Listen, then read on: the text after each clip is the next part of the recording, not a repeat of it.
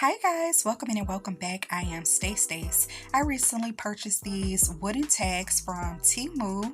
They are all lemon themed and they are really cute. A couple of the pieces in here did look a little blurry, but that's okay. I've already made a cute wooden tag with some of these pieces, and then I had the idea of making a notepad. I did search for this idea on YouTube and I found the Posh Paper Lady had already made something similar, so I did take a couple of ideas from her. I have several outdated planners in my stash. I believe I got a lot of them maybe from a grab box from Michael's a couple of years ago. And every once in a while I do use some of the pages. I believe in the past I've taken some of the pages and added them to a journal. Well, today these pages will be my note paper. Have you ever repurposed an old planner? Leave me a comment below and let me know how. So now I need to trim up all of these raggedy edges and cut the pages down to size. I want the pages to be able to fit inside of the wood pieces that I have selected to be my back and front cover. I selected the square wood pieces because I thought that would be the easiest to trim the paper down with. Now ideally a nice guillotine paper cutter would definitely do the trick here, and I do have one, but it's a lot smaller and sometimes I have problems with it. It isn't the best.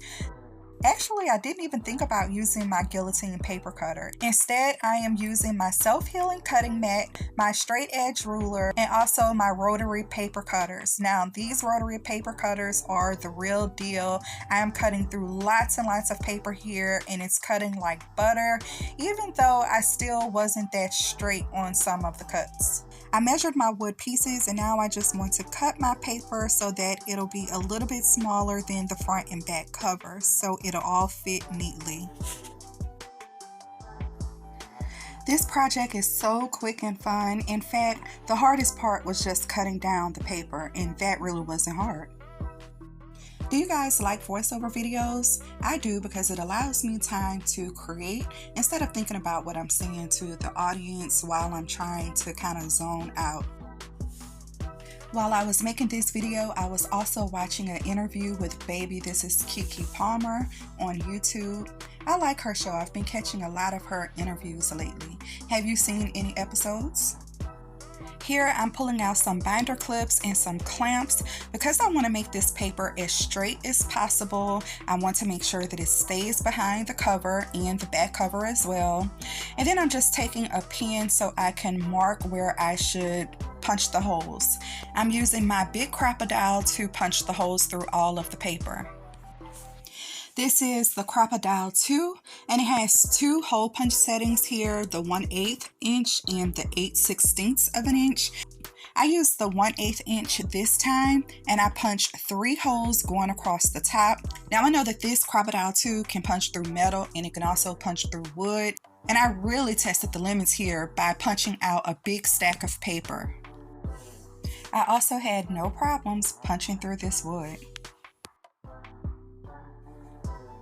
When it came to the 3 holes on the top, I really didn't measure anything. I just eyeballed what I thought looked good.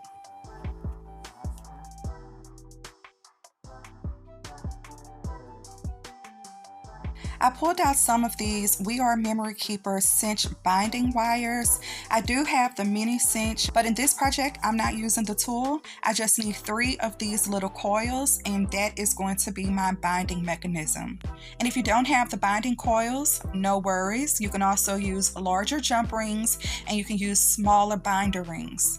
Or how about no rings at all? Some jute twine would also be cute. I use these precision flush wire cutters and they work perfectly every time. As a matter of fact, if you have pesky metal pieces on your dies, this is the tool. Initially, I had some issues getting the binding coil into these 1/8 inch holes. I thought I had messed up, but I squeezed it together a little bit and they fit perfectly. The other thing that I questioned was the direction of my covers. I know when you're doing the cinch binding, you would put the back cover on top, but that really wasn't working for me in this situation, maybe because I'm using wood. After I cinched this entire notebook together, I didn't like the way it was moving, so I took everything apart and I did it again.